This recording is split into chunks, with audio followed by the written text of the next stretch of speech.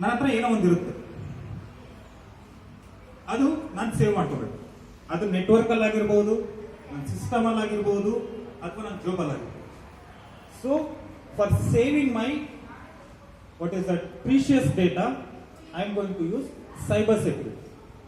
Cyber security ಅಂದ್ರೆ ಇನ್ನೊಂದು term ಇದೆ, that is only learning hacking and hack ಮಾಡಿ ಇನ್ನೊಬ್ಬರು ಡೇಟಾ ತಗೊಂಡು ನಾನು ಸೆಲ್ ಮಾಡೋದು, ಅದು ಒಂದು ಪರ್ಪಸ್ ಇದೆ. ಬಟ್ ಆ ಪರ್ಪಸ್ ಆಗಿ ಮತ್ತೆ 3 ಡಿಫ್ರೆಂಟ್ ಕೈಂಡ್ಸ್ ಇದೆ. One is white hacker, black, grey.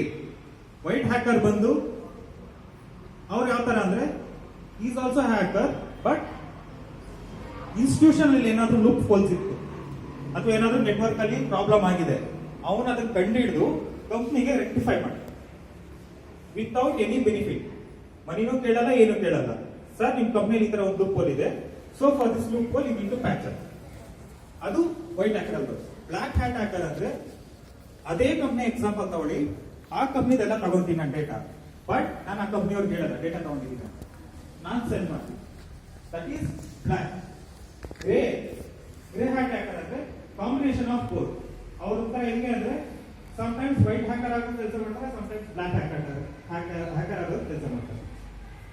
Grey means they will be a both white and black, but based on the company profile they will be acting as a black and white. ಇವಾಗ company profit ಒಂದೂವರೆ ಕೋಟಿ ಇದೆ ಅನ್ಕೊಳ್ಳಿ for example, ಒಂದು ವರ್ಷಕ್ಕೆ.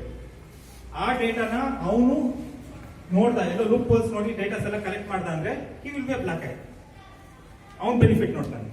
If the same company is getting what is that 50,000 or 60,000 per year, then he will be a white hacker. He will give whatever the loopholes are there to that particular company and he will go.